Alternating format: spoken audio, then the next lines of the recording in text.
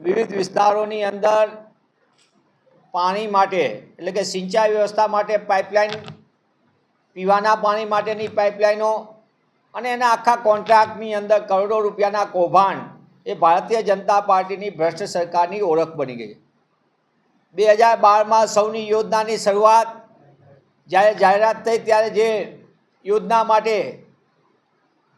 5,000 કરોડ રૂપિયાની જાહેરાત થઈ હતી, એ યોજનાનો પહેલો ફેઝ પૂરો થતાં જ 12,000 કરોડ રૂપિયાનું મસ્ત મોટી જંગી રકમ સરકારી તિજોરીમાં ગઈને છતાં એનો ફેઝ 1 સૌની યોજનાનો નહીં પૂરો થયો. અને આજે સૌની યોજના એ વધુ એક ભ્રષ્ટાચારનું મોડેલ હોય તે રીતે ભારતીય જનતા પાર્ટીએ એની ઓળખ બનાવી છે. ગુજરાતમાં સિંચાઈ વિભાગમાં મસ્ત મોટા કૌભાંડો અને કૌભાંડ માટે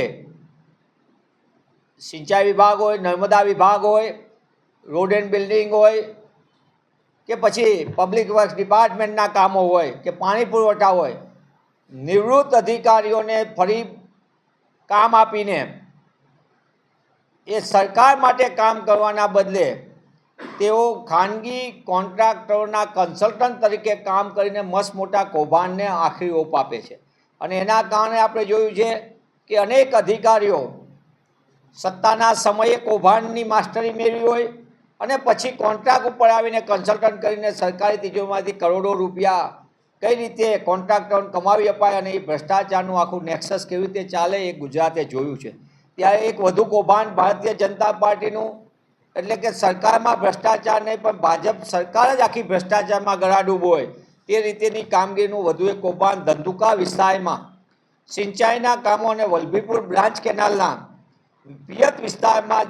જીઆરપી પાઇપ સંબંધિત 400 કરોડ રૂપિયાનું મસ્ત મોટું કૌભાંડ ગેરરીતિ એકાઉન્ટ જનરલની ઓફિસે સત્તાવાર રીતે ઉજાગર કર્યું છે. 2022માં આ કામ અધૂરા થયા, ખામીયુક્ત થયા, ગેરરીતિવાળા થયા અને આ ગેરરીતિવાળું ખામીયુક્ત કામો હોવાથી, અધૂરા કામો હોવા છતાં કોન્ટ્રાક્ટરોની વગ એટલી મજબૂત હતી સરકાર ઉપર કે તેમને કામ પૂરા થયા પહેલાં એમને કમ્પ્લીશન સર્ટિફિકેટ ઇસ્યુ કરી દેવામાં આવ્યું. તમે વિચાર કરો, જે કામના ઓર્ડરમાં ભ્રષ્ટાચાર, ટેન્ડરમાં ગેરરીતિ ગોલમાલ, એના કામમાં મોટા પાયે ખામી, કામની ગુણવત્તામાં મોટા પાયે ખામી અને જે સ્પેસિફિકેશન હોય એમાં મોટા પાયે બાંધછોડ કરવાની હોય, આ તમામ બાબતો સૌને ઉડીને આંખે વળગે તેવી હોવા છતાં આવા કોન્ટ્રાક્ટરોના અધૂરા કામને પણ કમ્પ્લીશન સર્ટિફિકેટ આપવાનું નેટવર્ક મોટા પાયે ચાલે છે. આ મોટા ભાગના કોન્ટ્રાક્ટરો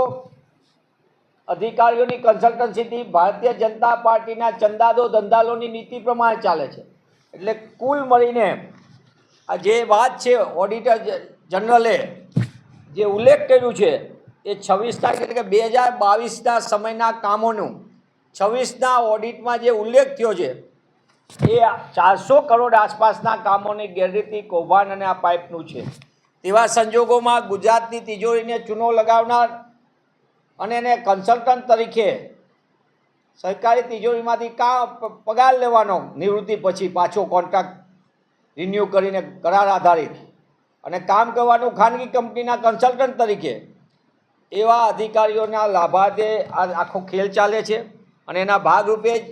જ્યારે આ ઓડિટર જનરલે આખો રિપોર્ટ બહાર પાડ્યો છે ત્યારે આ અનુસંધાને લઈને કોંગ્રેસ પક્ષ તરીકે અમે ધંધુકા વિસ્તારના 32 ગામો, વલભીપુર બ્રાન્ચ ગામોના પિયત કેનાલના કામો, પાઇપલાઇનના ગુણવત્તાની બાબતે વિસ્તૃત રીતે રાજ્યના મુખ્યમંત્રીશ્રીને અને વિજિલન્સ કમિશનરને સંપૂર્ણપણે લેખિતમાં રજૂઆત કરવામાં આવી છે, ફરિયાદ કરવામાં આવી છે. હું આશા રાખું છું કે રાજ્યના મુખ્યમંત્રીશ્રી જાહેરાતમાં મક્કમ ને સંવેદનશીલ નહીં પણ જ્યારે ઓડિટર જનરલે સંપૂર્ણપણે કૌભાંડને ગેરરીતિને ઉજાગર કરી છે તો આ તમામ બાબતોએ તાત્કાલિક પગલાં ભરે. ભૂતકાળની અંદર અમે ફરિયાદ કરી હતી, વિધાનસભામાં પણ એ વાત હતી, ત્યારે ધાંગધ્રાનું આપણે જોયું હતું કૌભાંડ, કેનાલનું, નર્મદાનું કરોડો રૂપિયાની પાઇપલાઇનો નાખ્યા વગર બારોબાર પૈસા ચૂકવણીનું મસ્ત મોટું કૌભાંડ પણ આપણે ધાંગધ્રા આખી સંપૂર્ણપણે એ કૌભાંડનું આપણી સામે હતું. અને એના કારણે સૌરાષ્ટ્રના મોટાભાગના વિસ્તારોને નુકસાન થાય તે પ્રકારનો આખો ખેલ ગાંધીનગરમાં બેઠેલા સિંચાઈ વિભાગના અધિકારીઓ હોય, પાણી પુરવઠાના અધિકારીઓ હોય, રોડ એન્ડ બિલ્ડિંગના હોય કે નર્મદા નિગમના હોય, તેઓ ભ્રષ્ટાચારને લીધે ગુજરાતની તિજોરીને ચૂનો લગાવે છે. ત્યારે કોંગ્રેસ પક્ષ તરીકે અમે લેખિતમાં માગણી કરી છે કે સમગ્ર બાબતોને મુદ્દા આધારિત તપાસ કરવામાં આવે, જવાબદાર અધિકારીઓ સામે પગલાં ભરવામાં આવે અને આ સમગ્ર તપાસ દરમિયાન ખાનગી કંપનીના કન્સલ્ટન્ટ તરીકે સરકારી તિજોરીમાં કોન્ટ્રાક્ટ આધારિત સેવા બજાવતા અધિકારીઓને તાત્કાલિકપણે એમના પદ ઉપરથી દૂર કરવામાં આવે અને તટસ્થ તપાસ થાય. તો મને એમ લાગે છે કે આ તો એક ખાલી વલભીપુર અને ધંધુકાના 32 ગામ પૂરતું જ કૌભાંડ નથી, પણ સમગ્ર રાજ્યની અંદર હજારો કરોડ રૂપિયાના ગેરરીતિ ગોલમાલના કિસ્સાઓ ઉજાગર થશે. પુનઃ હું આ સમગ્ર કૌભાંડની તપાસની માંગ કરું છું. જે અધિકારી અને કમ્પ્લીશનનું સર્ટિફિકેટ આપ્યું છે એ અધિકારી સામે સરકારી તિજોરીમાંથી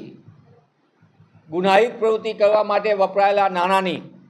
સંપૂર્ણપણે જવાબદારી આપીને તેમની સામે ફોજદારી ફરિયાદ દાખલ કરવામાં આવે. 400 કરોડથી વધુના ગુણવત્તા વગરના કામો માટે અને જે કામો અધૂરા છે, ખામીયુક્ત છે, તેના માટે જે કોન્ટ્રાક્ટરને આ કામ મૂકીને જતો રહ્યો તેની સામે સંપૂર્ણપણે બેદરકારી બદલ ફરિયાદ દાખલ કરવામાં આવે અને ભવિષ્યમાં કોઈ આવું